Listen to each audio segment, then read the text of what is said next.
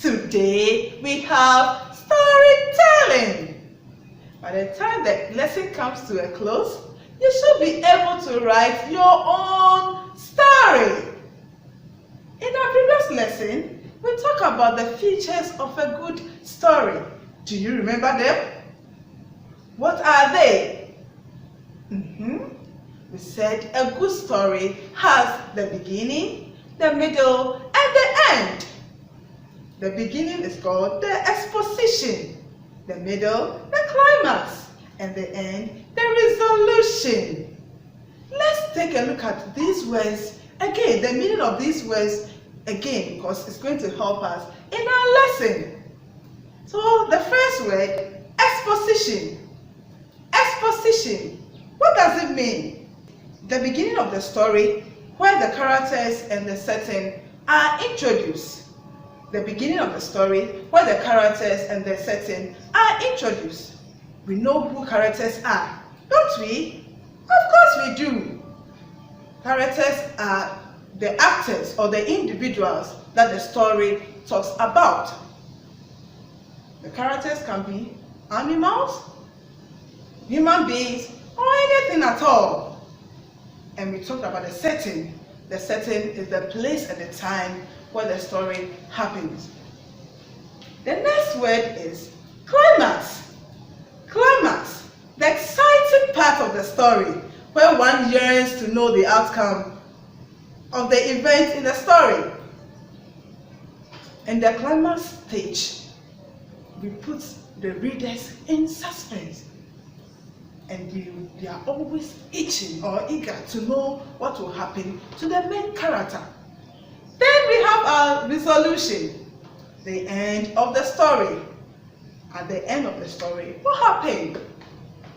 What you were expecting? Did you get it? Oh, your expectation was cut short. Very good. So today, we are going to use these stages of a good story to write our own story.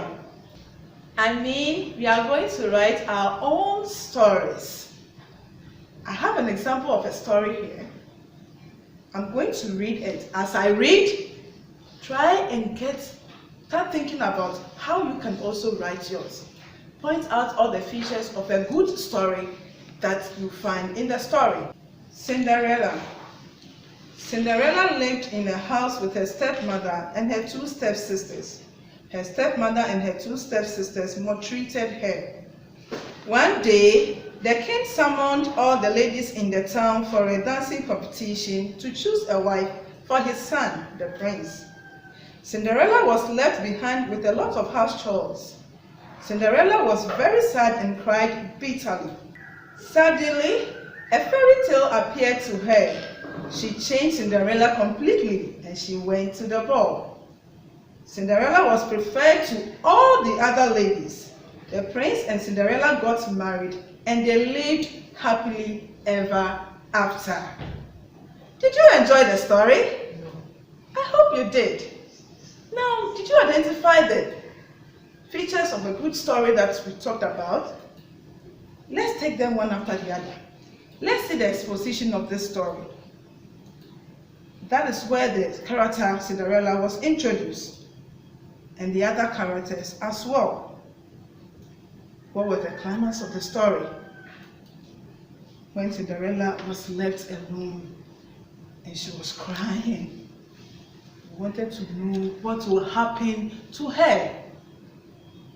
And the good thing is, the fairy tale appeared and she changed Cinderella.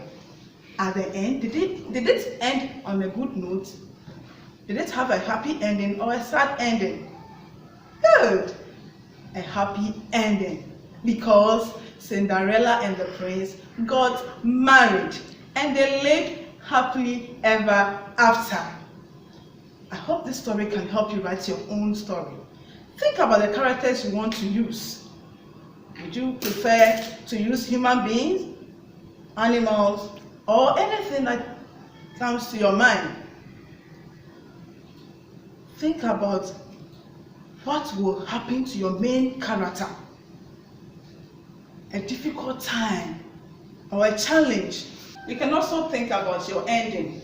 It can end on a happy, you can have a happy ending or a sad one. Get your daughters, start writing your stories.